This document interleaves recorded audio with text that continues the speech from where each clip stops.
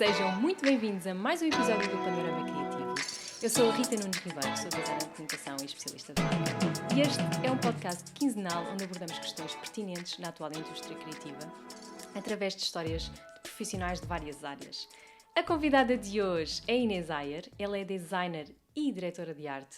Em 2019 fundou o seu próprio estúdio de design, o Estúdio Ayer. Neste episódio vamos falar de vários temas, como é que a Inês se iniciou nesta área do design, como é que tem sido trabalhar de forma independente e que projetos é que ela tem agarrado, e também da sua mais recente experiência ao tirar o mestrado em design e empreendedorismo em Nova Iorque. Olá Inês! Olá Rita e obrigada pelo convite. Nada, obrigada eu por estares aqui, e para quem está a ver em YouTube consegue perceber rapidamente que estamos a gravar isto em modo remoto. A Inês está em Nova Iorque, aliás um dos temas deste podcast é exatamente esse, portanto Inês, eu sei que és designer há 6 anos, e queria perceber um bocadinho melhor como é que começaste e como é que tu te lançaste nesta área do design. Então, eu tenho um background também com interesses em áreas muito diferentes.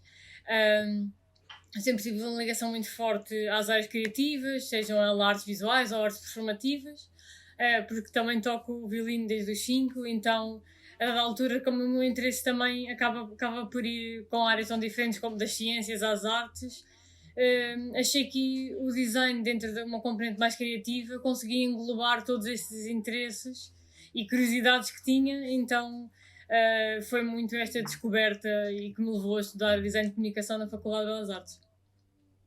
Eu sei que tu procuras estar envolvida em projetos no âmbito do design de uma forma 360, ou seja, procuras se calhar estar nos projetos de uma forma um bocadinho mais profunda, mais além daquilo que muitas vezes as pessoas ou as empresas identificam como o trabalho do designer. Não sei se queres falar um bocadinho sobre essa perspectiva da qual eu também partilho. Claro. Eu sinto que a disciplina do design tem vindo a crescer e a ser conhecida do grande público de uma maneira muito diferente nos últimos anos. E sinto que muitas das vezes o nosso papel enquanto criadores é diretamente relacionado com uma camada meramente visual e que acaba por cobrir outra ideia ou outro pensamento, o produto que foi produzido por outra equipa ou por outro tipo de pensadores. Mas eu sinto que cada vez mais, enquanto designers, temos muito mais a oferecer.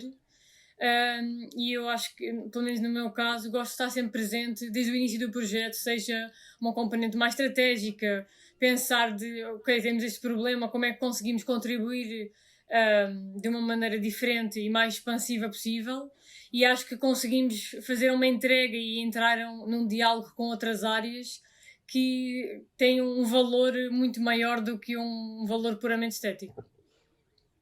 Sem dúvida, eu também partilho exatamente essa ideia de que o design pode e deve ter um papel muito mais ativo naquilo que é a definição dos projetos e daquilo que é o resultado final, porque não só pela forma como tu pensas enquanto designer, outras ideologias, por exemplo, o design thinking, que também são aplicados a outro tipo de áreas, as pessoas aproveitam o nosso pensamento enquanto designer, enquanto criativo, para aplicar noutros tipos de projetos, portanto faz todo o sentido que o próprio designer, o próprio criativo tenha essa oportunidade de contribuir para os projetos.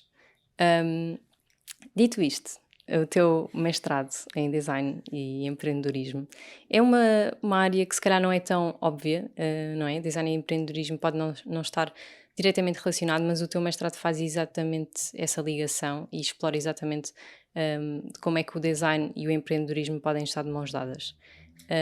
Antes de mais, gostava de perceber quais é que foram os motivos que te levaram a fazer um mestrado em Nova Iorque, ou seja, Portugal não tinha aquilo que tu querias, se calhar na Europa também não era bem aquilo que tu querias, decidiste ir para Nova Iorque, como e porquê? Eu na altura, eu já, como tinha referido no início, já estava a trabalhar enquanto designer nos últimos 4 anos, depois dos 2 anos que já fiz aqui. E apesar de já estar, ou seja, tinha tido várias experiências de trabalhar em agências, em estúdios mais pequenos, em projetos mais de consultoria, ou seja, tinha um entendimento maior da área e sentia muito confortável já com o meu próprio estúdio a dirigir completamente o projeto numa ligação direta com o cliente, e senti que já tinha essa autonomia e que, apesar de estar tudo a correr bastante bem, não me posso queixar, os projetos funcionam, são sempre diversos. Também tive a oportunidade de colaborar a partir de Portugal internacionalmente com mais de 80 projetos até agora, em 10 países diferentes. E é mesmo uma sorte poder ter uma prática deste tipo, mas senti que me faltava um conhecimento um bocadinho mais de componente de tanto business, mas também que me desse outro tipo de estrutura que eu senti que ainda não tinha, e senti que era o momento certo para dar o passo para um mestrado que também me conseguisse perceber, ok, agora que eu já tenho uma prática mais estabilizada enquanto estudo de design, como é que eu posso crescer e ir até para o mundo das startups ou para o empreendedorismo de uma maneira diferente. Em relação à escolha de Nova Iorque, eu candidatei-me a vários mestrados e fui aceite tanto na Europa como cá, e na altura senti que até o próprio impacto, apesar de ser um investimento muito maior, achei que o próprio retorno, o tipo de conexões que podia fazer cá, a própria experiência de viver numa cidade que tem um ritmo completamente diferente, seria, lá está, e que eu espero vir a retornar, seria um investimento que me traria um crescimento num espaço de curto tempo muito maior. Então decidi fazer essa aposta. A questão do empreendedorismo, e é muito interessante porque eu acho que na Europa cada vez mais as pessoas começam a ter essa noção, mas nos Estados Unidos, talvez por também terem inventado muitos desses conceitos do branding, do marketing, acho que conseguem prever e ver o valor do design enquanto o valor acrescentado e não como um nice to have, que eu acho que acaba por acontecer muito noutros contextos, especialmente em Portugal, onde muitas vezes esquecem de casos de designers empreendedores que muitas vezes pensam que o empreendedor, o caminho mais óbvio para o empreendedor é alguém que estudou gestão ou que teve acesso a disciplinas de pensamento diferentes. Mas se pensarmos, por exemplo, no fundador do Airbnb, o Airbnb foi fundado por 2 designers cujo a sua ferramenta era esta ferramenta da comunicação, e que conseguiram expressar e levar a sua mensagem, que eu acho que é uma das nossas grandes ferramentas, e construir um negócio e uma forma de pensar e expressar completamente diferente. E acho que lá está, é o tal perfil de empreendedor que não é tão comum, mas eu sinto que com programas como este que eu estou aqui a terminar, é possível criar esta nova fornada de pessoas que se sentem também à vontade em transmitir esse pensamento.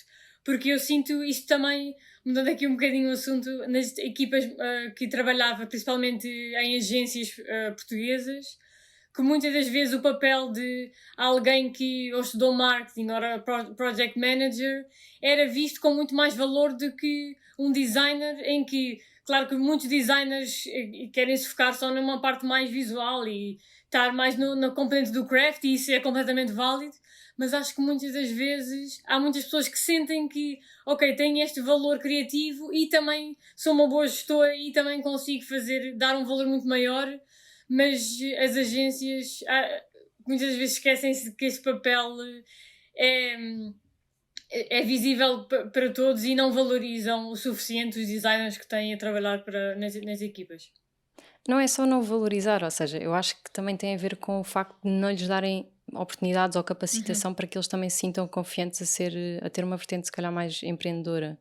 Claro. Porque se tu não explorares isso e também ninguém te der uma oportunidade dentro daquilo que é o teu molde, o teu scope of work, não é? onde tu trabalhas, também não vais conseguir fazê-lo. Ou então tens um projeto à parte e tens um pequeno trabalho extra após o teu trabalho laboral, onde possas expressar esse teu lado mais empreendedor, mas realmente se não houver essa disponibilidade para aprender e também para nos desenvolvermos, não vais conseguir fazê-lo. Portanto, aí acho que é muito interessante essa tua vontade de quereres aprofundar. Faz todo o sentido, dado o teu background e também teres o teu próprio estúdio. Obviamente queres continuar a crescer e queres que o estúdio tenha uma dimensão se calhar maior, ou que os projetos que abraço sejam com maior impacto. Um, e é interessante ver essa vontade e porque é que tu vais para fora à procura de não só de conhecimento, como também de uma experiência de vida que depois te vai dar estaleca, por assim Sim, dizer, exato. para futuros projetos. Pá, dito isto, eu sinto que do que estou a ouvir vale muito a pena, seja em Nova Iorque, seja onde for, investir num mestrado ou numa formação, não tem que ser necessariamente académica. Sim, exato. Eu acho que também depende muito do ponto da situação da vida de cada pessoa e o que resulta para uns não resulta necessariamente para outros.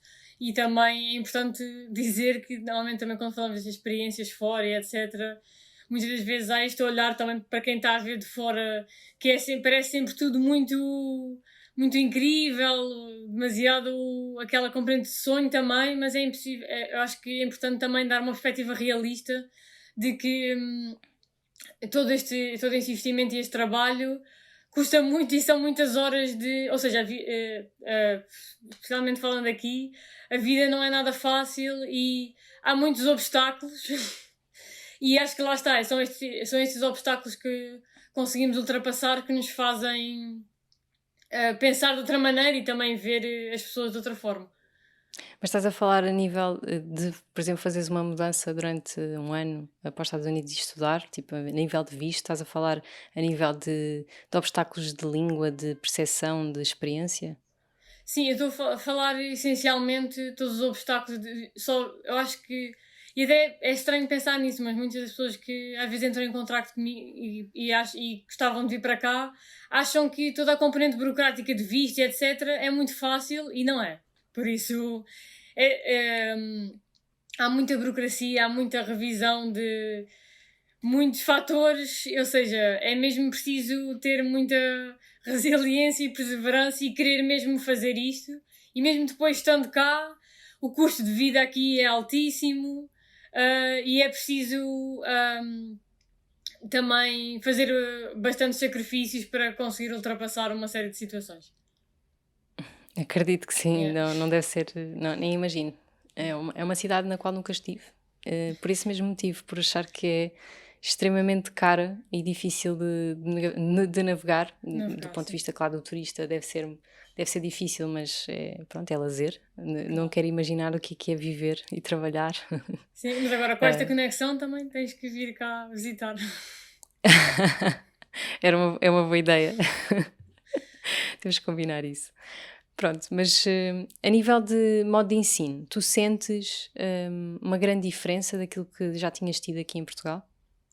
Eu acho que especialmente comparando com as belas artes, em que eu acho que foi muito importante porque deu-me muitas ferramentas em termos de como estruturar o pensamento, porque eu sinto que as belas artes muitas vezes não dão ferramentas óbvias, tanto de componente de visual e mais estética, porque já têm cânones muito mais definidos e às vezes são um bocadinho, pelo menos quando eu estudei era assim, têm uma certa valor estético que querem que todos os alunos tenham e às vezes não há muito essa expressão individual tão clara, mas acho que deram muitas ferramentas de como pensar, como debater e como argumentar, que eu vi como uma mais-valia que tinha no mercado de trabalho comparado com alunos, por exemplo, que vinham da ESAD ou do IAD, que são escolas mais da componente do craft. Acho que essa é uma mais-valia.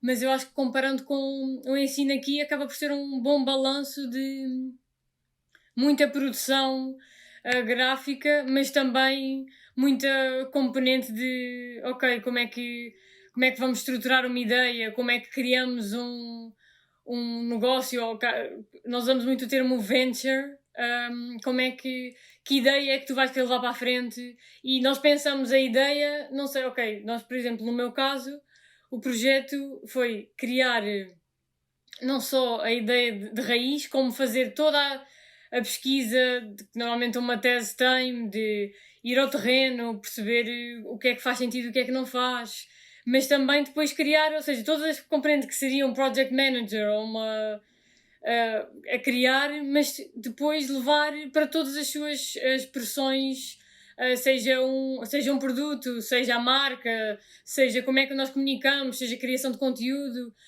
fazer o business plan do projeto, perceber como é que vamos arranjar investidores, quais é que são as parcerias que fazem sentido para este tópico que estamos a trabalhar, ou seja, é bastante abrangente.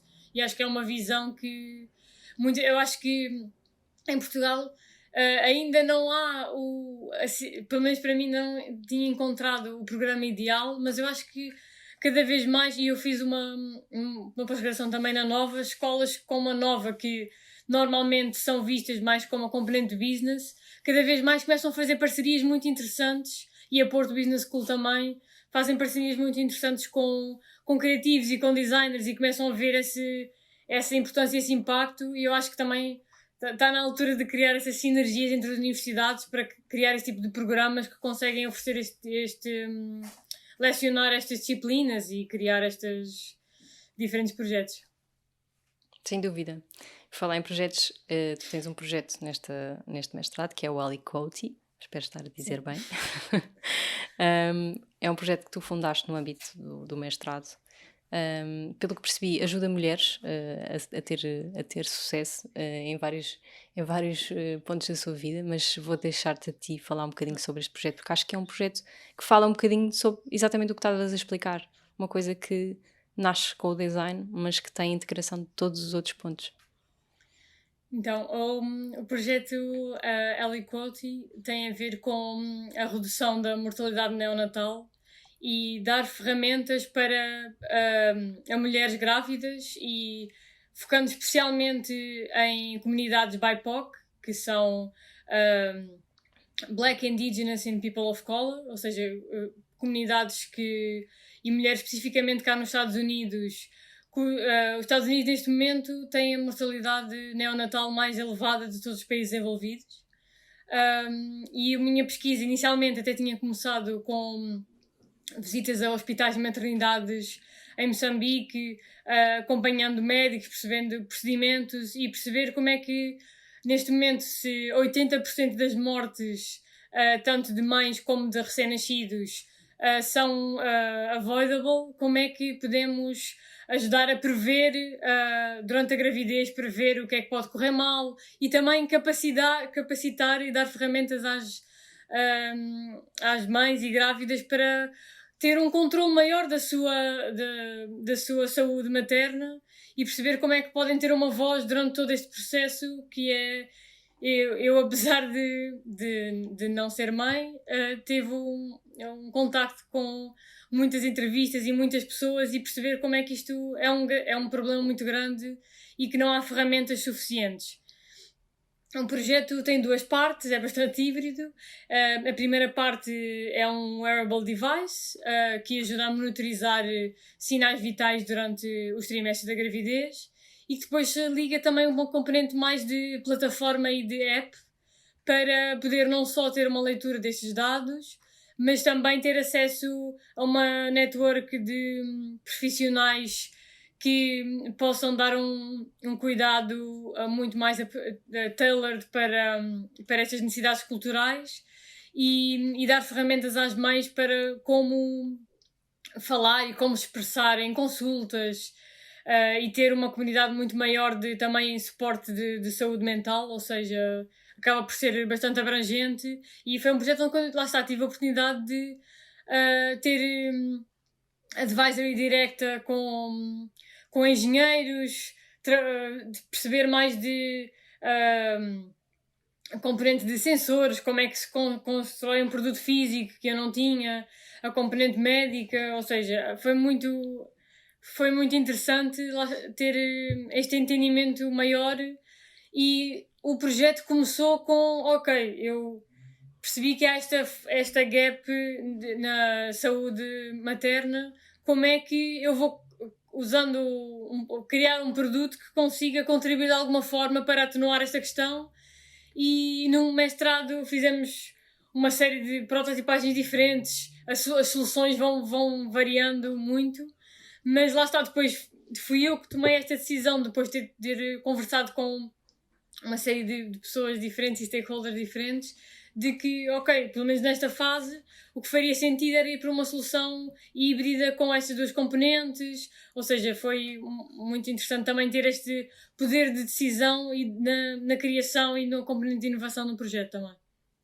E esse projeto é um projeto que tu contas, neste momento, levar para a frente após o mestrado, ou seja, conseguis mesmo ter esse device disponível e essa aplicação? Eu, neste momento, estou a passar por uma primeira ronda de funding e de candidaturas a grants cá nos Estados Unidos e quero tentar fazer o máximo para que isto, nestes moldes ou noutros, conseguir contribuir de alguma forma. E foi importante porque o próprio mestrado também me deu uma série de conexões.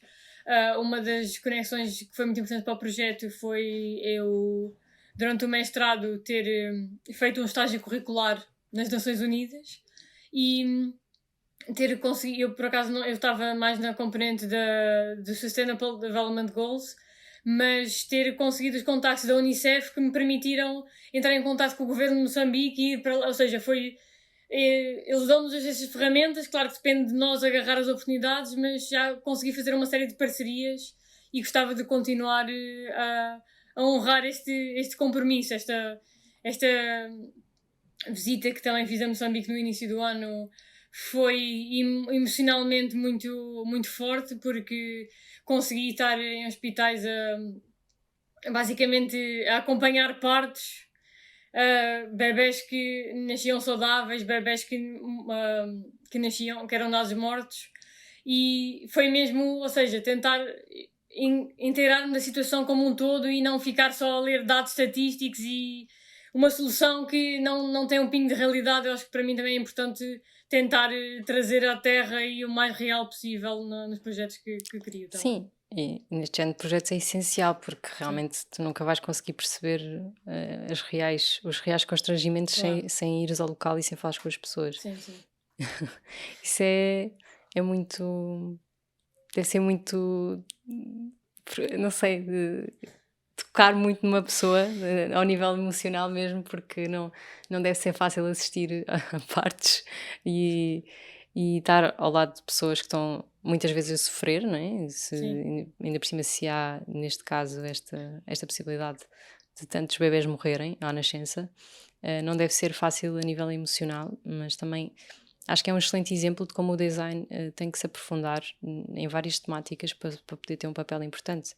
E agora estás a tratar deste tema, amanhã poderias estar a tratar de outro tema completamente diferente, e tens que, por exemplo, sei lá, estavas a fazer uma aplicação para carros, portanto ias ter que provavelmente te aprofundar nesse mundo, na indústria, naquilo que eles fazem, portanto é exatamente esse o papel que o design deve ter neste género de projetos e por isso é que é importante estar logo no início. Olha, vamos continuar a acompanhar o teu projeto e ver se consegues levá-lo o mais longe possível e espero que consigas chegar ao ponto em que desejas nesse projeto. Se alguém quiser confinanciá-lo, isso é possível? Sim, eu neste momento estou a preparar também uma componente mais de crowdfunding e devo anunciar em breve nas redes sociais do projeto também, que é no Instagram através de aliquoty.health. Pronto, quem quiser acompanhar este projeto e ajudar este projeto já sabe, pode seguir. Eu vou deixar também essa descrição aqui no episódio. Obrigada. Para qualquer pessoa que ouça isto, que estiver curioso com este projeto, assim pode seguir de uma forma mais fácil. E pronto, olha, muito, muito interessante. Acho mesmo que é um bocadinho isto que falta aqui. É exatamente isto que acabaste de descrever, é teres a possibilidade, as ferramentas e darem-te a rampa de lançamento para poderes fazer este género de parcerias, que é aquilo que no fundo tu estás a tirar como o maior benefício de toda esta experiência. Sim, eu acho que também esta minha vontade de querer ter um impacto diferente, mas não saber muito bem, estar em descoberta, acho que me levou até também descobrir projetos de outras áreas que também tenham interesse. Por exemplo, o ano passado eu descobri o projeto Próxima Geração, que é uma academia política em Portugal, e ao qual tive a sorte de ser selecionada para a primeira edição e ser uma dos jovens participantes.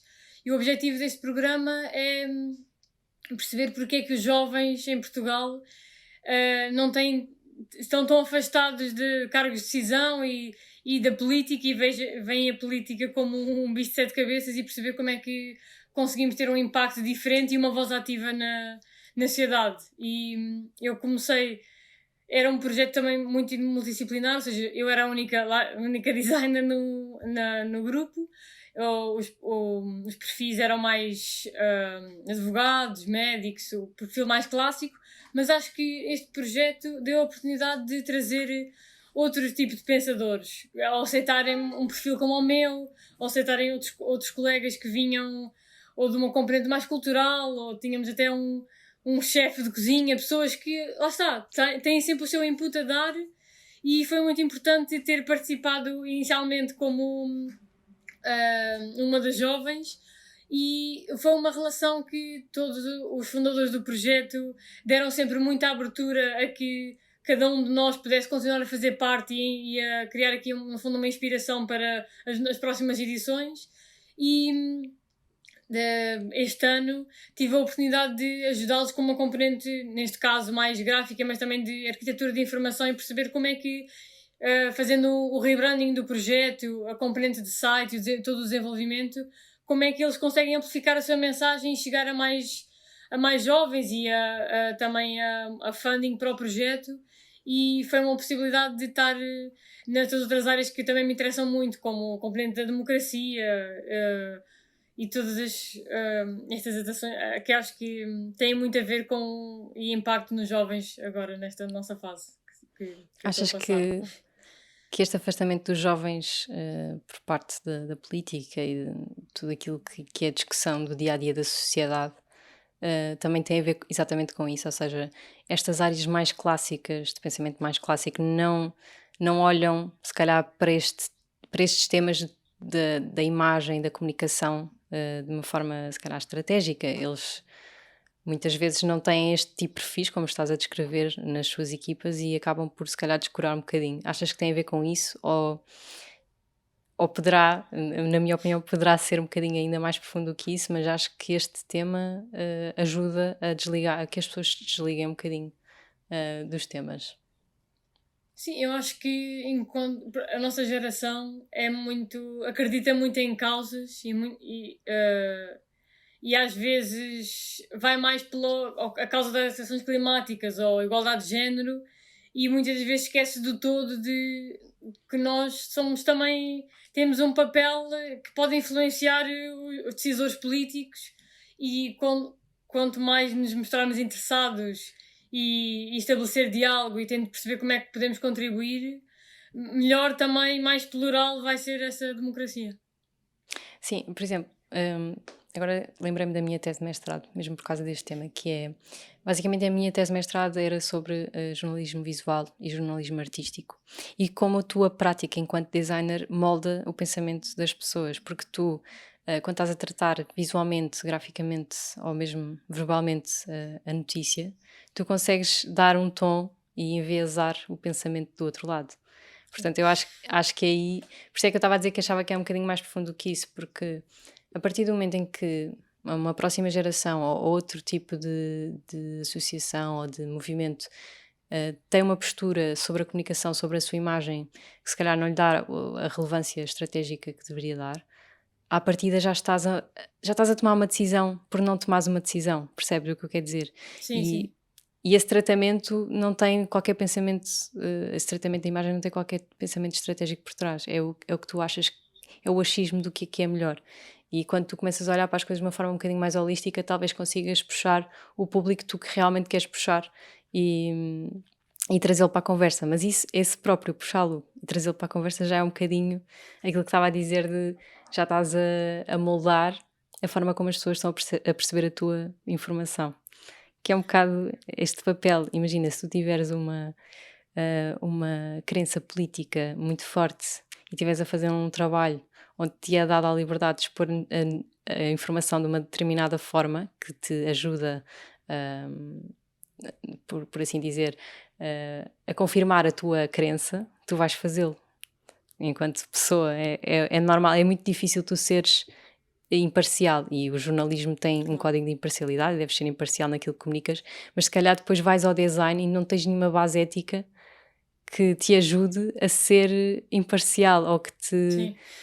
Estás a perceber o que eu quero dizer? Parece que nós estamos em tantos temas importantes enquanto, neste caso, enquanto designers, mas depois não existe aqui uma base, se calhar ética da nossa profissão, que nos consiga também ajudar a não influenciar de forma Sim, porque negativa. eu acho que nós temos um papel fundamental, para o bem e para o mal, também no moldar da percepção.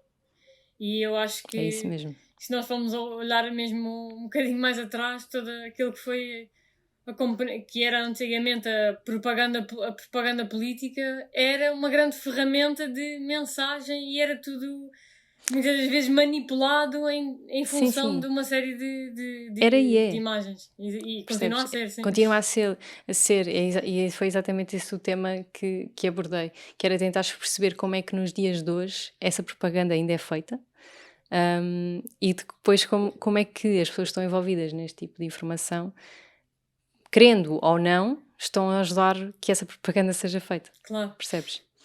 Obviamente que há aqui também um bocado a teoria da conspiração, não é? Mas é mesmo verdade, porque nós, quando comunicamos as coisas de uma determinada forma, imaginemos que temos um gráfico que, apresentado com barras, te dá a entender que, não sei, que os votos foram espetacularmente superiores ao ano anterior, e que se tu fizeres exatamente o mesmo gráfico com outro tipo de grafismo, ou seja, seja uma roda dentada, seja um queijinho, whatever, já vais ter uma percepção completamente diferente daquela informação. E é mesmo nesse ponto que estava a tocar. Mas sim, é muito... Agora falaste nesta componente mais de visualização de dados, e por acaso para quem não conhece, gostava de recomendar uma designer que também, lá está, é também multidisciplinar, porque ela vem também de uma componente de jornalismo.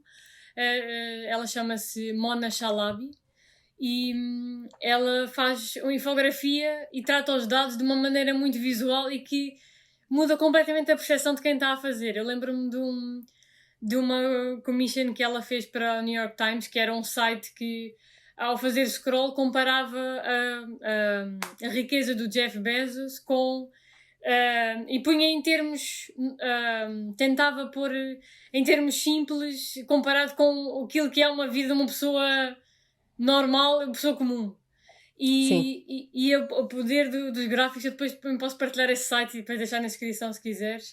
E é incrível como é que ela fazia esta comparação, e lá está, sem usar a barra ou coisa normal que as pessoas até às vezes fica demasiado equilibrado e que quase que não consegue ter estas relações. Ela já pôs um bocadinho do seu cunho pessoal, e também pôr as coisas em termos mais simples, e que para cada pessoa consiga ter uma percepção diferente da notícia, neste caso. Sim, e é exatamente isso que eu trato como, ou na altura, tratei como jornalismo visual, que é, existem vários exemplos como esse que estás a dizer. Um deles também abordei, que é do Washington Post, se não estou em erro, isto já foi em 2018, por isso, se estiver a dizer alguma barbaridade, eu depois corrijo.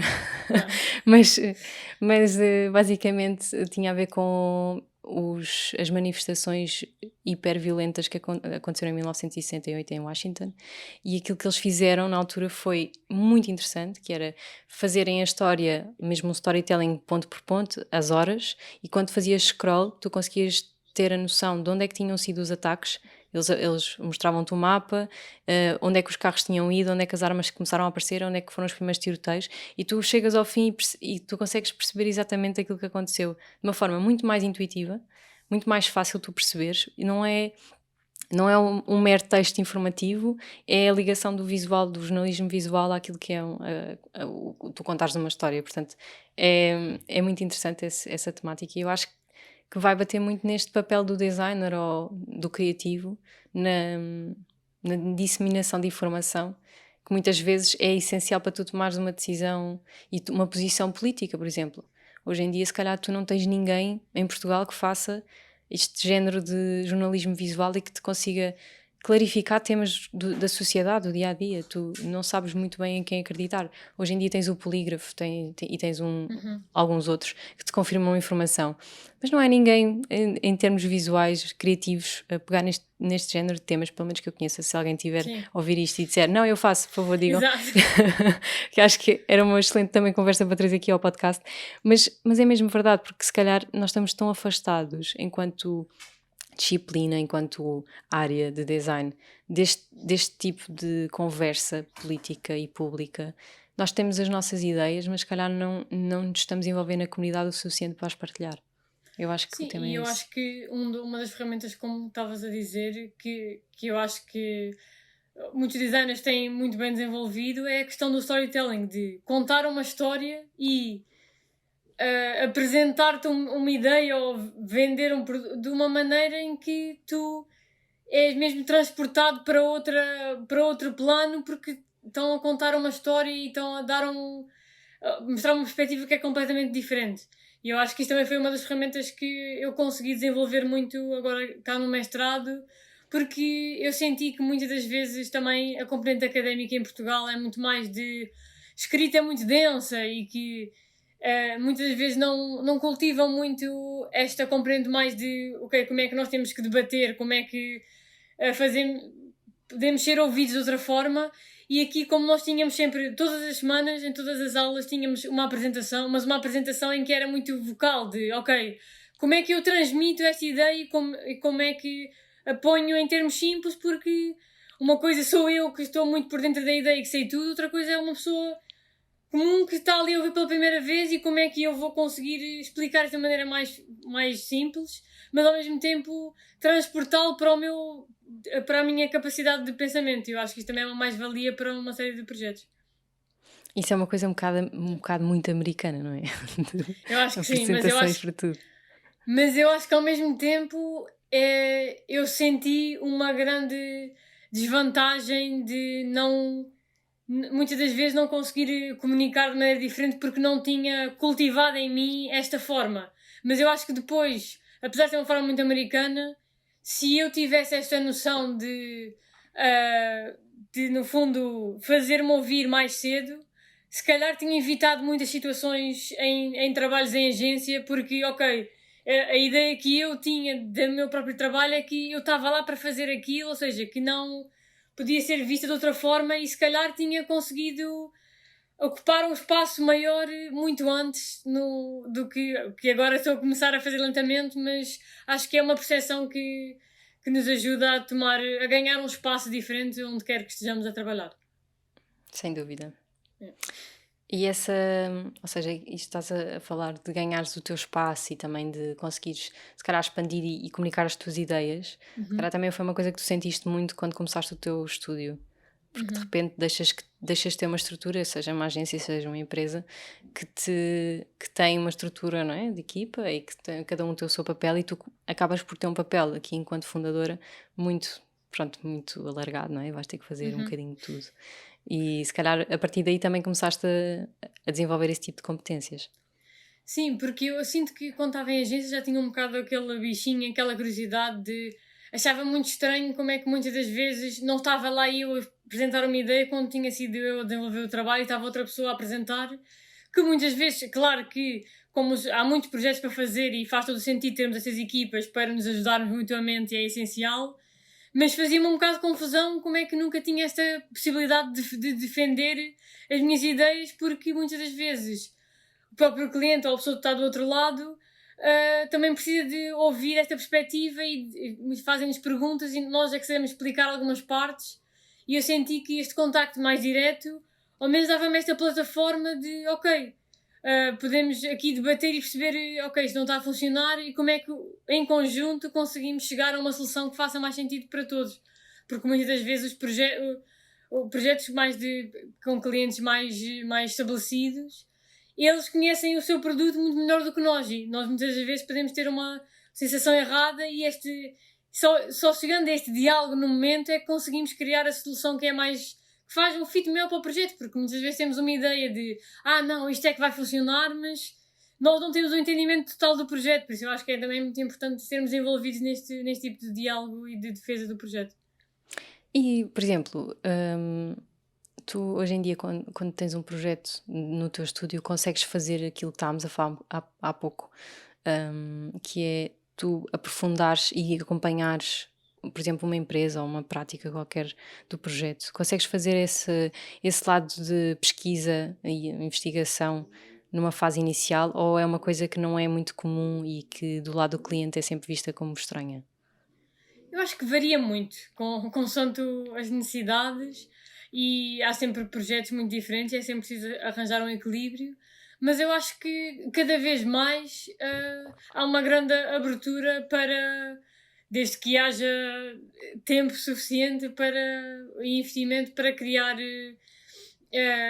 este componente de pesquisa inicial e também dar um. Porque eu acho que muitas das vezes os clientes, quando procuram um trabalho, também querem, não são muito vocais ao exprimir esta necessidade, mas querem muito que façamos este papel de ajudar e direcionar, apesar de não o verbalizarem. E acho que cabe-nos a nós perceber que também quando é que é o momento certo, porque há projetos que precisam disto e há projetos que não, por isso também é um bocadinho avaliar caso a caso. Sim, sem dúvida. Mas a tua experiência nesse sentido tem sido positiva, mas sempre vista a caso, não é? Sim, Mas sim, pronto, isso acho também é a que parte boa de teres um estúdio. Podes, se calhar fazer uma triagem daquilo que te claro. chega, não é? E os projetos que realmente queres agarrar, e se aquilo tem, pá, tem os componentes com os quais tu te identificas, e que Sim, eu queres acho que realmente desenvolver, não é? também foi por isso que durante estes 3 anos a ideia foi também é uma equipa pequena, porque acabamos por ser três e depois ir tendo fornecedores específicos para diferentes colaborações específicas que o projeto necessita. Mas por isso é que até agora a ideia também foi ter uma dimensão que nos permitisse fazer esse tipo de gestão e perceber quando é que faz sentido ou não. E criar o estúdio na altura em que o criaste foi assustador, ou já estavas completamente pronta para o fazer, já estavas a pensar nisso há muito tempo? Não, eu por acaso acho que, claro que, porque é muito arriscado, por isso tem sempre muitos riscos associados, mas no meu caso eu estava a trabalhar numa agência regularmente, mas já tinha vários pedidos de freelance, e então fez todo o sentido, porque lá está, eu já estava a ultrapassar um bocadinho a minha cota de horas diária e senti que já estava. Eu só decidi abandonar a agência quando senti que tinha já uma base boa para começar, ou seja, nunca. Foi um risco calculado, por assim dizer. Sim, foi gradual. Ou seja, começaste a Exatamente. trabalhar horas extra para outros projetos Exato. e quando já tinhas tantas horas que já não conseguias fazer se calhar o teu trabalho Sim, até da sentir que mesma. estava confortável e ok, tinha. Agora tinha que dar espaço porque senão ia ficar confortável onde estava e nunca mais passava para o passo seguinte. Muito fixe. Eu desejo toda a sorte a ti e ao teu Obrigada. estúdio, continuas a agarrar projetos e a crescer da forma que tu intencionas. Ahm, e pronto, eu penso que não tenho assim mais nenhuma questão. Acho que foi uma conversa muito interessante. Obrigada, Inês, por Obrigada teres, eu. teres aceito. E pronto, olhem, a quem está do outro lado, muito obrigada por terem ouvido o Panorama Criativo até ao fim. Não se esqueçam de subscrever em Spotify e no YouTube. E vemos no próximo episódio.